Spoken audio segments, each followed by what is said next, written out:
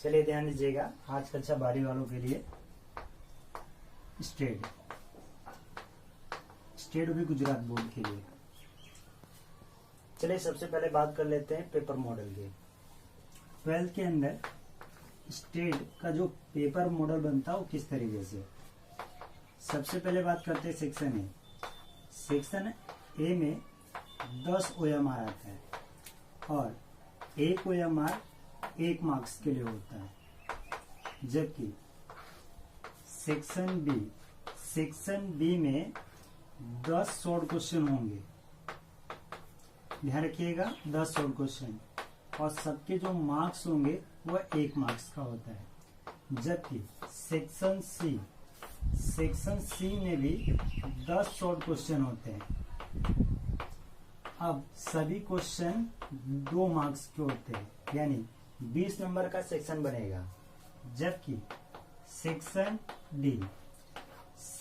D आपको ध्यान रखना है, यह 3 मार्क्स के सवाल बनते हैं और इसमें 8 क्वेश्चन बनते हैं, बराबर। अब सेक्शन डी के बाद सेक्शन ई में 4 क्वेश्चन बड़े बनेंगे और सभी क्वेश्चन 4 मार्क्स के बनेंगे। सेक्शन ई के बाद आता है सेक्शन एफ। सेक्शन एफ में 4 क्वेश्चन बनते हैं, सभी क्वेश्चन बनते हैं 5 मार्क्स के। इसके हिसाब से 20 नंबर का सेक्शन और एक 16 नंबर का क्वेश्चन, मतलब 16 नंबर का सेक्शन और एक 24 नंबर का और एक 20, ये 10 और 10, कुल मिला के 100 नंबर का क्वेश्चन पेपर आपका स्टेट में बनेगा। किस तरीके से बनेगा मैंने आपको बता दिया। ये रहा आपका 100 नंबर का लेखा जोखा। आप इसे एक बार अच्छी तरीके से देख लीजिए, बराबर।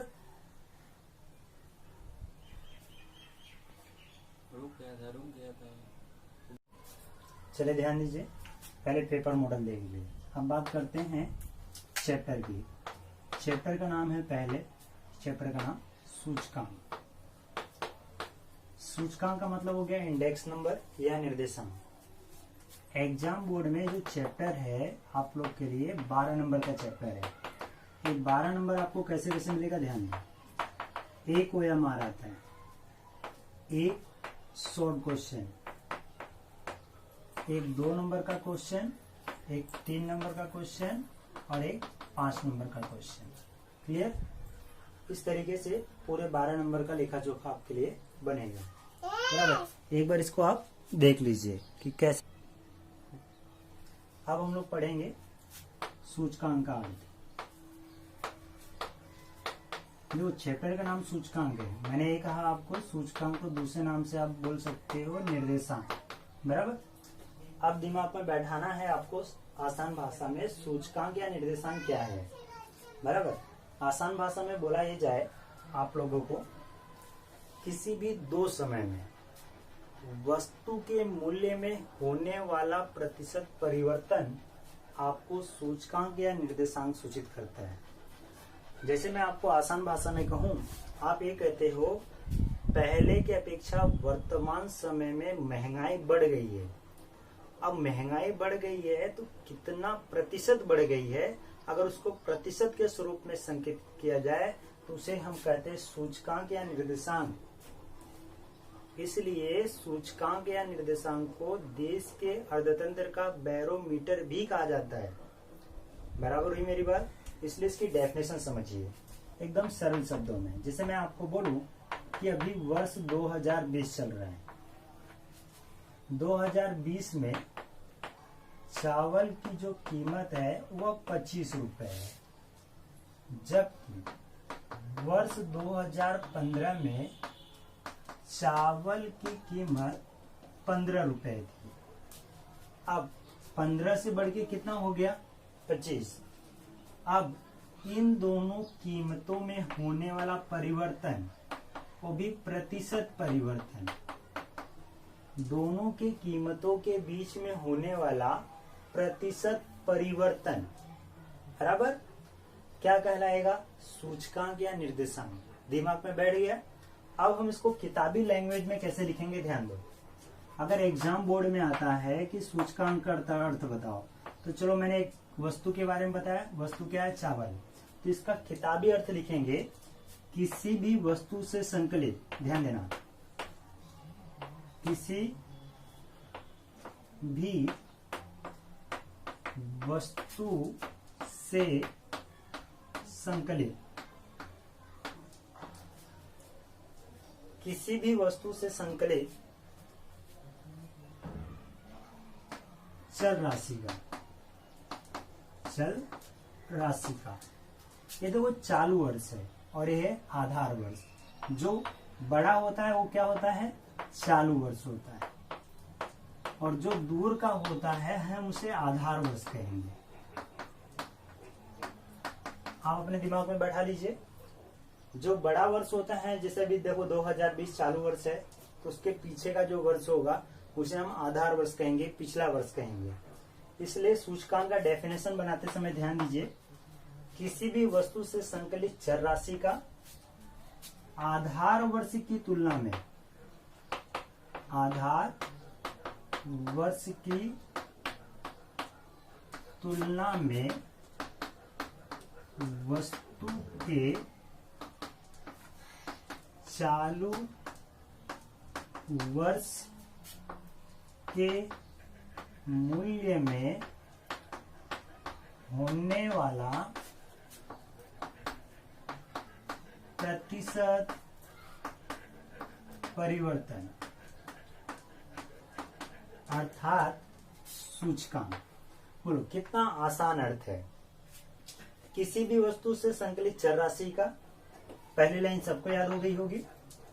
आधार वर्ष, आधार वर्ष में 15 रुपया था, चालू वर्ष में कितना हो गया 25। अब इनके बीच में जो प्रतिशत परिवर्तन होगा वह आपके लिए क्या कहलाएगा, सूचकांक। बोले याद हुआ कि नहीं याद हुआ? यहाँ तक किसी को डाउट है? यहाँ तक आप अच्छे से याद कर लीजिए। पहली डेफिनेशन विशेष। चलिए अब सेकेंड टॉपिक है आधार वर्ष। पहले हमने सूचकांक पढ़ा, अब इसमें खास डेफिनेशन के रूप में दूसरा आता है आधार वर्ष, मतलब बेस ईयर किसे कहते हैं। ये भी एग्जाम में बार बार इसका अर्थ पूछा जाता है, तब समझो इसे एकदम सरल भाषा में।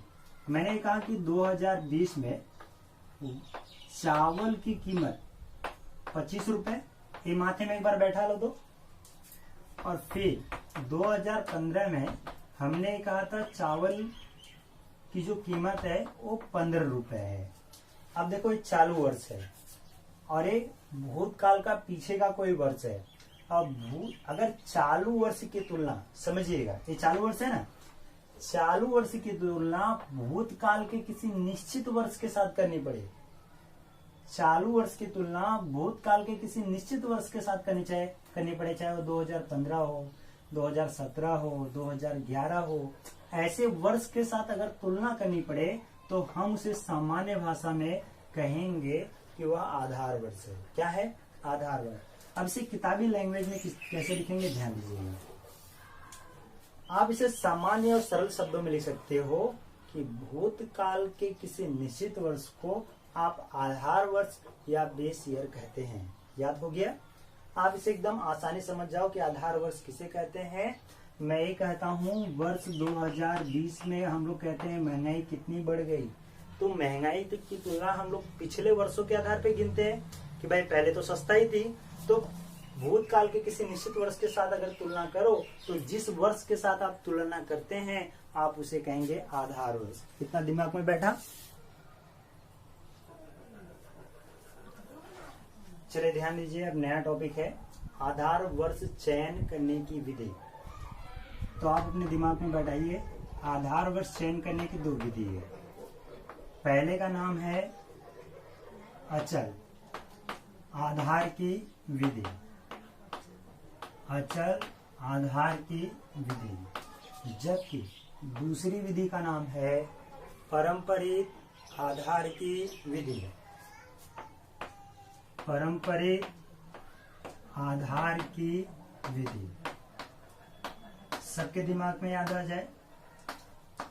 अब सबसे पहले हमने याद किया आधार वर्ष किसे कहते हैं, और उस पे से हमने सेकंड मेथड याद किया आधार वर्ष चयन करने की विधि। तो कितनी विधि? दो, पहले अचल आधार की विधि और फिर पारंपरिक आधार की विधि।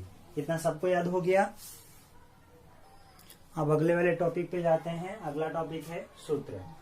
सूत्र में सबसे पहले बात करते हैं अचल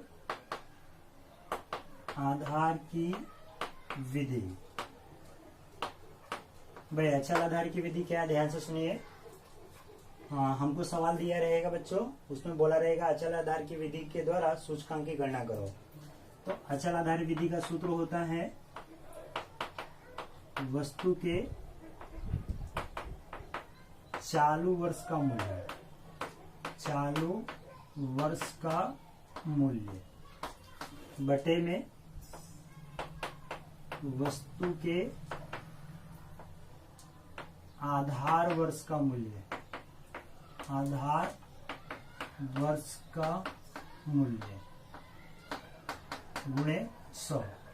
आप इसे शॉर्टकट में लिखना चाहते हो तो आप लिख सकते हो चालू वर्ष के लिए P1 और आधार वर्ष के लिए P0 गुणे में 100, क्योंकि मूल्य मतलब प्राइस, प्राइस का क्या होता है P। चालू वर्ष को 1 लिखना, आधार वर्ष को 0, मूल्य का क्या होना P। सेकंड है बच्चों अचल के बाद पारंपरिक, पारंपरिक आधार की विधि। अब पारंपरिक आधार की विधि की बात कर दी जाए, चलो सूत्र क्या होता है, वस्तु के चालू वर्ष का मूल्य बटे में वस्तु के गत वर्ष का मूल्य गुणे 100। चलो दिमाग दो, यहाँ चालू वर्ष बटे में आधार वर्ष है, यहाँ चालू वर्ष बटे में गत वर्ष है। गत वर्ष का मतलब होता है बच्चों पिछला वर्ष, ध्यान दीजिएगा। गत वर्ष का मतलब होता है पिछला वर्ष। अच्छा, यहाँ चालू वर्ष के बदले में क्या है आधार वर्ष, यानी चालू वर्ष बटे में आधार है। आधार वर्ष मतलब फिक्स ईयर होता है, बदलता नहीं है, जबकि चालू वर्ष के बटे में गत वर्ष है। अगर चालू वर्ष 20 है तो गत वर्ष क्या होगा 19। अगर चालू वर्ष 16 है तो गत वर्ष क्या होगा 15। इसका खास ध्यान दिया जाएगा फॉर्मूला पे। अचल का सूत्र हुआ चालू वर्ष का मूल्य बटे में आधार वर्ष का मूल्य, जबकि पारंपरिक का सूत्र हुआ चालू वर्ष का मूल्य बटे में गत वर्ष का मूल्य गुणे 100। अगर आपको इसको भी संकेत में लिखना है तो आप लिख सकते हो P1 बटे में P0 गुणे 100। ध्यान दीजिएगा, एग्जाम बोर्ड में हमको इस सूत्र से काम चलाना है। यह लिखोगे तो आपको पूरा नंबर नहीं मिलेगा। उम्मीद है कि इतना पहले आपसे याद हो गया होगा। चलिए अब हम ध्यान देंगे 1.1 का पहला क्वेश्चन। बराबर, हमने फॉर्मूला देख लिया सब कुछ, अब सवाल की तरफ ध्यान रखिएगा गुजरात बोर्ड वाले। चलिए पहले वाले सवाल में क्या बोला है, वर्ष दिया है और दैनिक औसत वेतन है। ध्यान दीजिएगा, दैनिक औसत वेतन आपको दिया है, या मैं ऐसा बोलूं दैनिक वेतन दिया है। इसमें से 3 सवाल है।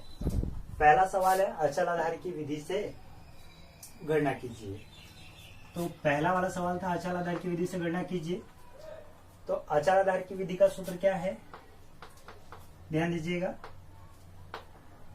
चालू वर्ष का मूल्य, चालू वर्ष का मूल्य बटे में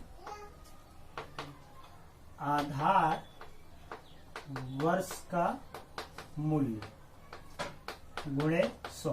पहले दिमाग में फॉर्मूला क्लियर होना चाहिए। अचल आधार की विधि का सूत्र क्या है, चालू वर्ष का मूल्य बटे में आधार वर्ष का मूल्य। एक बात आपके दिमाग में अच्छे से बैठ जानी चाहिए, आधार वर्ष मतलब होता है फिक्स साल। आधार वर्ष कभी चेंज नहीं होता। एक बार आधार वर्ष बोल दिया कि हाँ भाई ये लेना है, तो इसका मतलब है कि उसको चेंज नहीं कर सकते। अब पहले वाले सवाल में बोला है कि वर्ष 2008 को आधार वर्ष लो। फिर से मेरी बात समझो, किताब में क्वेश्चन नंबर पहला है, उसमें क्या बोला था कि 2008 के वर्ष को आधार वर्ष लेकर अचल आधार की विधि के द्वारा गणना करो। अब चालू वर्ष का मूल्य है 275, चालू वर्ष का मूल्य है 284। आप लोग को दिख रहा है ना, चालू वर्ष का मूल्य मैं सेम लिख रहा हूं, 293, 297, 313, 328 और 345। देखो एक चालू वर्ष है, चालू वर्ष मैंने लिख दिया, बटे में कौन सा वर्ष है, आधार वर्ष। आधार वर्ष का मतलब होता है निश्चित वर्ष, बराबर। अब बोला है किताब वाले ने 2008 को आधार वर्ष लो, 2008 में वेतन कितना है, 275 ना। इसका मतलब ये बच्चों सबके बटे में 275 हो जाएगा, सबके बटे में 200 क्या हो जाएगा, 75।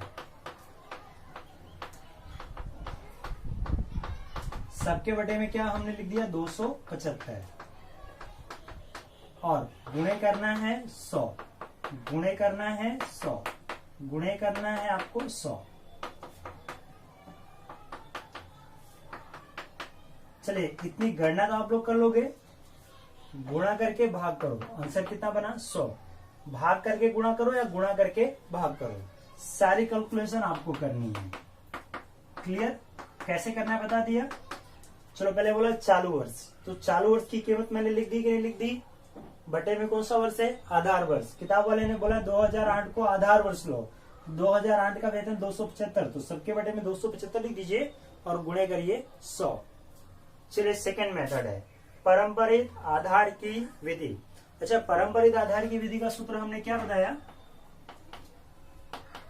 चालू वर्ष का मूल्य बटे में गत वर्ष का मूल्य गुणे में 100। फॉर्मूला क्या है, चालू वर्ष का मूल्य बटे में गत वर्ष का मूल्य। गत वर्ष मतलब होता है पिछला वर्ष। चलो पहले हम लोग चालू वर्ष लिखते हैं। देखो चालू वर्ष क्या है, 275, 284। अच्छा आप लोग को दिख रहा है ना, जो चालू वर्ष का मूल्य है पहले हम उसको लिखते जा रहे हैं, 293, 297, फिर 313, फिर 328 और फिर 345। अच्छा हमने लिख दिया चालू वर्ष का मूल्य, बटे में ध्यान दो गत वर्ष का मूल्य लिखा है। गत वर्ष मतलब होता है पिछला वर्ष, गत वर्ष का मतलब क्या होता है, पिछला वर्ष। चलिए ध्यान दीजिए। अच्छा 275 है, इसके पीछे कुछ दिया है, इसके पीछे कुछ नहीं दिया है, इसका मतलब इसका पिछला वर्ष भी होगा 275 गुणे 100। काउंटिंग करने पे आंसर कितना है, 100। इतना याद हुआ। अब चालू वर्ष है 284, पिछला वर्ष क्या है 275 गुणे 100 इक्वल टू, आपको हल करना है। चलो 289, पिछला क्या होगा 284 इंटू 100, कर पाओगे सब लोग। अब देखो 293 है तो इसका पिछला वर्ष देखिए 289 हो जाएगा इंटू 100 हो गया।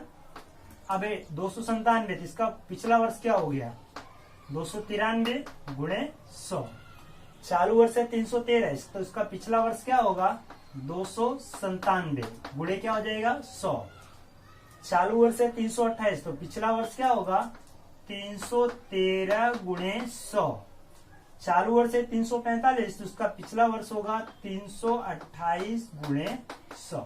बोलो यहां तक ध्यान हो गया कैसे क्या आपको करना है। यहाँ दो मेथड में कोई दिक्कत नहीं है ना किसी को, इसकी गणना आपको पूरी करनी है गुणा करके। अब हम बात करेंगे पहले क्वेश्चन में तीसरा मुद्दा। चलिए तीसरा मुद्दा क्या है, अचल आधार की विधि। अब अचल आधार की विधि का सूत्र क्या हुआ, चालू वर्ष का मूल्य बटे में आधार वर्ष का मूल्य गुणे 100। पहले हम फॉर्मूला लिख लेते हैं। फॉर्मूला क्या है, चालू वर्ष का मूल्य बटे में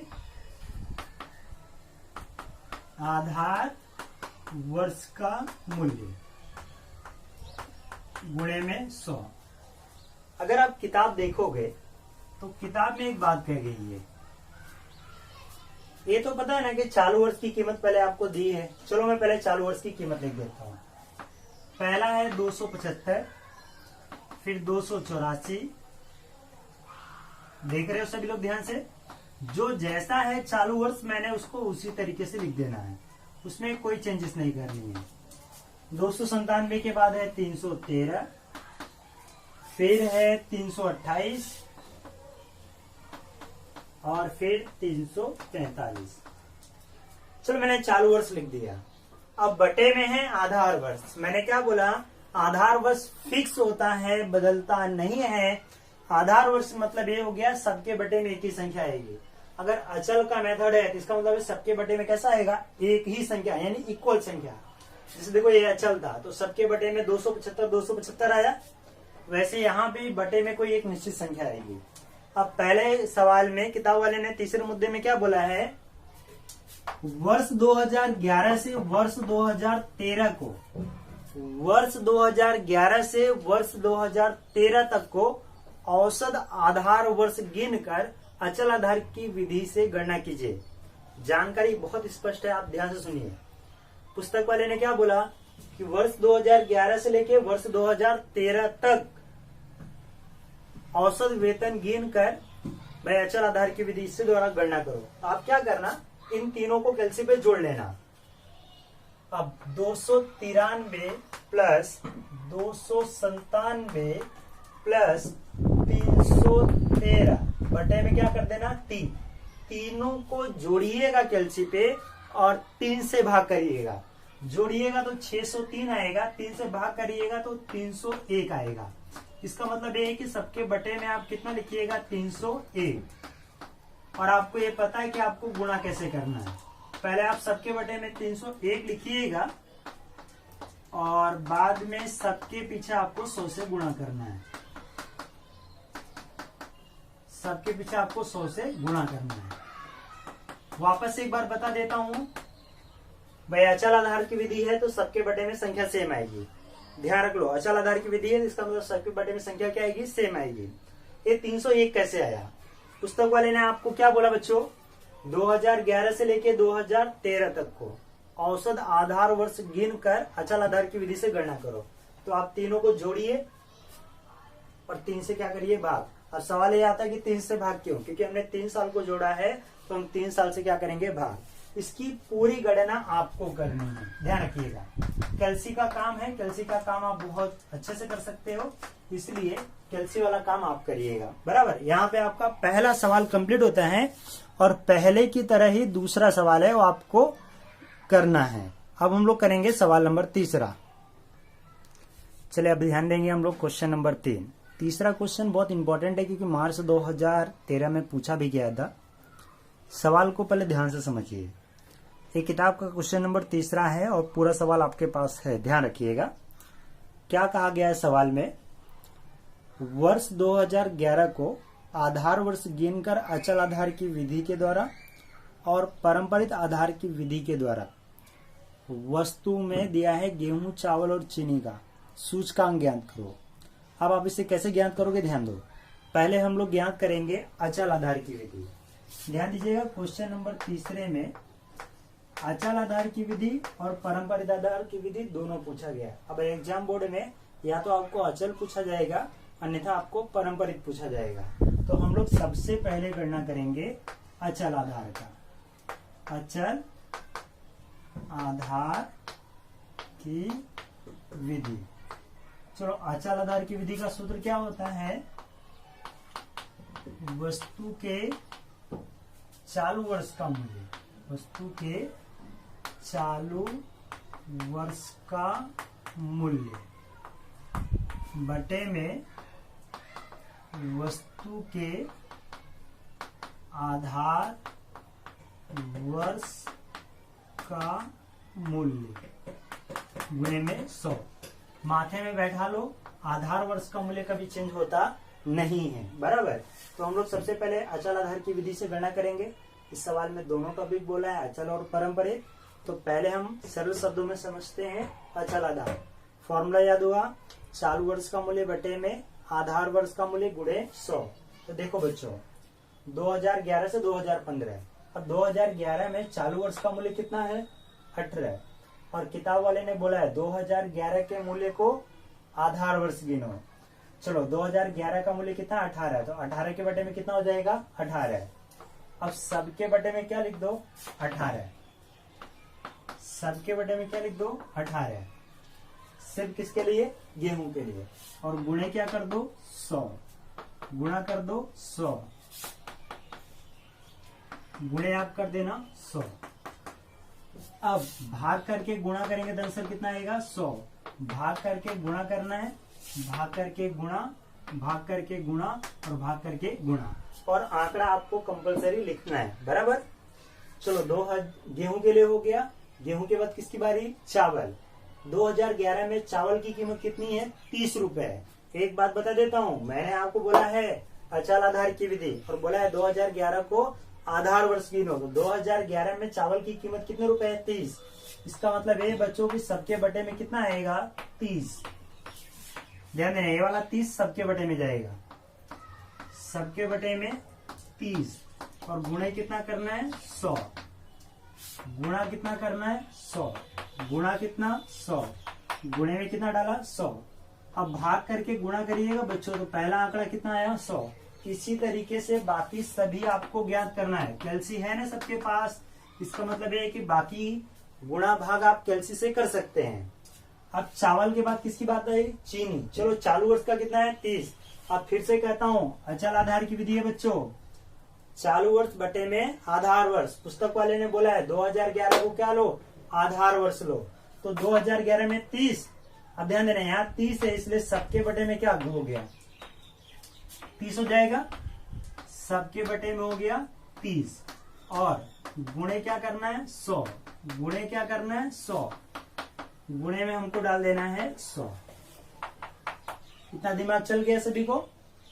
हमने गुणे में लिख दिया 100। अब बोलो, कोई डाउट नहीं है ना दिमाग में? अब सबसे पहले क्या करिएगा? इसका काउंटिंग करिएगा, 100 आएगा। इसी तरीके से इसका भी काउंटिंग करिएगा सबका। अब अगला स्टेप आपको क्या करना है? योग लिखना है। योग मतलब टोटल, कुल 100, 200, 300। यहाँ कितना आएगा? 300। 1, 2, 3 यहाँ लिखिएगा, 1, 2, 3 यहाँ लिखिएगा। इस तरीके से इन तीनों का टोटल करिएगा। इन तीनों का क्या करिएगा? टोटल। पहले काउंटिंग, फिर आंकड़े का टोटल। फिर निकालेंगे वस्तु का सामान्य सूचकांक। सामान्य सूचकांक, अच्छा टोटल जितना भी आएगा। सवाल में कितनी वस्तु है? 1, 2, 3। सवाल में कितनी वस्तु है? 3। तो बच्चों को 3 से क्या कर देना? भाग करना है। तो बोलो आंसर कितना आया? 100। यहाँ जो टोटल आएगा बच्चों, उसको आप 3 से भाग कर देना। कारण आपके पास कितनी वस्तु है? 3। तो आप 3 से क्या करिएगा? भाग। तो एक कॉलम हमने हल किया, बाकी 4 कॉलम आपको हल करके दिखाना है कैलसी पे, बराबर। ये था आपके लिए अचल आधार की विधि। इसी तरीके से हम हल करेंगे परम्परित आधार की विधि। चलिए अब ध्यान दीजिएगा, क्वेश्चन नंबर 3 में ही दूसरा टॉपिक, इसका सेकंड जो टॉपिक है, मतलब तीसरे क्वेश्चन के अंदर उसमें बोला है परंपरित आधार की विधि के द्वारा भी सामान्य सूचकांक की गणना करनी है अपने को। अब कैसे करेंगे ध्यान दो। अचल से सीख लिए ना, अब परंपरित की बारी। देखो मैंने ऊपर लिखा है परंपरित आधार की विधि। फॉर्मूला याद है? वस्तु के चालू वर्ष का मूल्य बटे में वस्तु के गत वर्ष का मूल्य। फिर से एक बार याद दिलाना चाहता हूँ, गत वर्ष का मतलब होता है पिछला वर्ष, बराबर। आपको देखिए सेम जानकारी अचल से किए थे, परंपरित। सबसे पहले गणना करेंगे गेहूं के लिए।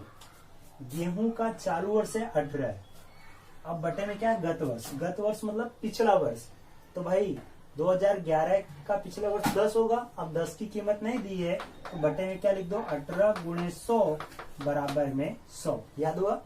इसका चालू वर्ष है 18.50, तो गत वर्ष क्या होगा? 18 गुणे में 100। चालू वर्ष 18.90, तो गत वर्ष होगा 18.50 × 100। याद हुआ ना? गत वर्ष मतलब पिछला वर्ष। चालू वर्ष 19 है, तो गत वर्ष होगा 18.90 × 100। गुणा करके भाग कर लेंगे बच्चे लोग। फिर चालू वर्ष है 18.50, तो गत वर्ष होगा 19, गुणे में क्या कर दीजिए? 100। इतना याद हो गया सभी को? अब चावल के लिए देखिए, चालू वर्ष है 30, अब इसका गत वर्ष नहीं दिया है तो कितना लोगे? 30। फिर से बोल रहा हूँ, गत वर्ष नहीं दिया है तो कंपलसरी क्या लेना है? 30, जो ऊपर रहेगा वही नीचे, इंटू क्या कर देना? 100। अब 36 का गत वर्ष क्या होगा बच्चों? 30, गुणे क्या कर दीजिए? 100। 38 का गत वर्ष क्या होगा बच्चों 36 गुणे क्या करिए 100। 38 का गत वर्ष क्या होगा 38 गुणे क्या करिए 100। 39 का गत वर्ष क्या होगा 38 और गुणे में क्या करिए 100। कंपलसरी कैलसी का उपयोग करके गुणा भाग आपको करना है। अब देखो चीनी के लिए चालू वर्ष 30 है, इसका गत वर्ष नहीं दिया, क्या होगा बच्चों 30 गुणे क्या हो गया 100। चालू वर्ष 31 है, गत वर्ष क्या होगा 30 गुणे में क्या हो गया 100। चालू वर्ष 32 है, गत वर्ष क्या बच्चों 31 गुणे क्या हो गया 100। चालू वर्ष 34 है, गत वर्ष क्या होगा 32 गुणे क्या हो गया 100। चालू वर्ष 36 है, गत वर्ष क्या होगा 34 गुणे में क्या हो गया 100। अब ध्यान दीजिएगा गुणा भाग आपको करना ही है। इसका काउंटिंग करिएगा 100, इसका काउंटिंग करिएगा 100।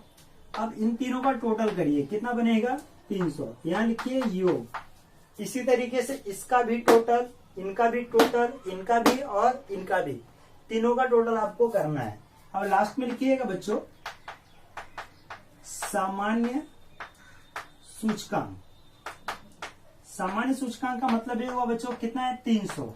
हमारे पास कितनी वस्तु 1 2 3, तो हम 3 से भाग करेंगे, तो 2011 का सामान्य सूचकांक कितना है 100।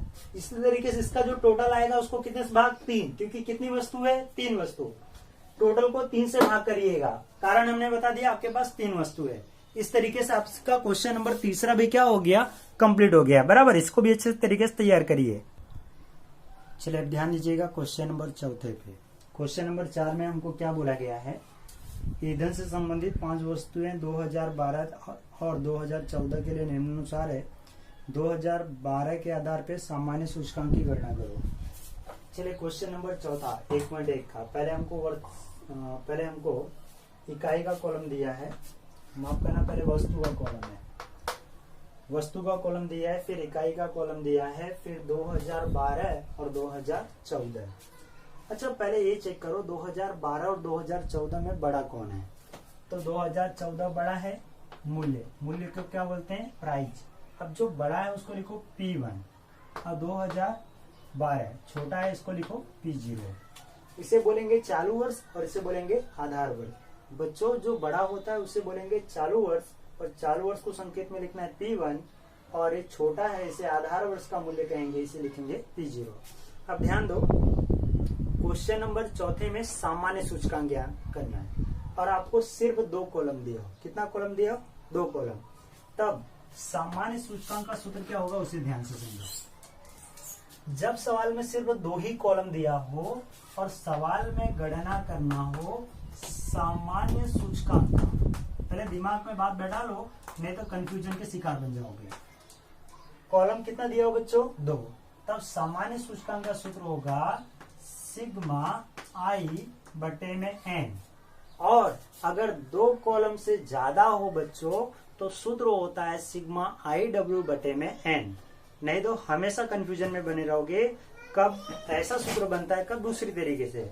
2 कॉलम दिया हो सामान्य सूचकांक ज्ञात करना हो तो सिग्मा आई के बटे में एन, और 2 से ज्यादा दिया हो तो सूत्र होता है सिग्मा आई डब्ल्यू बटे में सिग्मा डब्ल्यू। याद हुआ, दोनों सामान्य सूचकांक का है। 2 कॉलम दिया रहेगा तब ये वाला, और 2 कॉलम से ज्यादा दिया रहेगा तो ये वाला बच्चों। चलिए सबसे पहले ज्ञात करेंगे आई मतलब सूचकांक। आई का सूत्र होता है बच्चों P1 बटे में P0 गुणे 100। इस सूत्र को और भी तरीके से लिख सकते हैं बच्चों, यहाँ गुणे 100 भी लगा सकते हैं। अगर यहाँ गुणे 100 लगाओगे तो ध्यान देना आई ज्ञात करते समय गुणा 100 नहीं लेना है। समझ में आई बात। अब यहां लगा रहे तो यहां लगाने की जरूरत नहीं है। चलो P1 के बटे में P0। P1 है बच्चों 3.5 भागे 3 गुणे 100, फिर 370 भागे 345 गुणे 100, 1.50 भागे 1.00 गुणे 100, फिर 20 भागे 15 गुणे 100, फिर 15 भागे 12 गुणे 100। इतना याद हुआ। अब हम एक एक की गणना करेंगे। अगर हम पहले की गणना करेंगे बच्चों तो 116.67 आएगा, और इसी तरीके से अगर दूसरे की गणना करें तो 107.25 बनेगा। और अगर तीसरे की गणना करें तो 150 और इसका आएगा 133.33 और इसका लास्ट वाले का बन रहा है 125 और ध्यान दीजिएगा 125 है। अगर आप सबका टोटल करने जाएंगे तो टोटल 25 बराबर। कैसे किया याद हो गया? अब यहाँ लिखिए 632.25 भागे, यहाँ चेक करो कितने वस्तु है, 2 2 4 1 5, तो आप 5 से भाग कर दो। ध्यान दीजिएगा 1 2 3 4 5, 5 वस्तु है तो 5 से क्या करिए भाग करने पे आंसर आएगा 126.45। ये कहलाएगा सामान्य सूचकांक। ये क्या कहलाएगा? सामान्य सूचकांक। लेकिन सवाल में पूछा है परिवर्तन, आधार वर्ष की तुलना में कितना परिवर्तन हुआ, तो बोलोगे 126.45 में से 100 घटा दो। जब भी आपको परिवर्तन पूछा रहेगा ना बच्चों, तो जो आंसर आएगा उसे 100 में से घटा देना। तो 26.45% का हो गया परिवर्तन।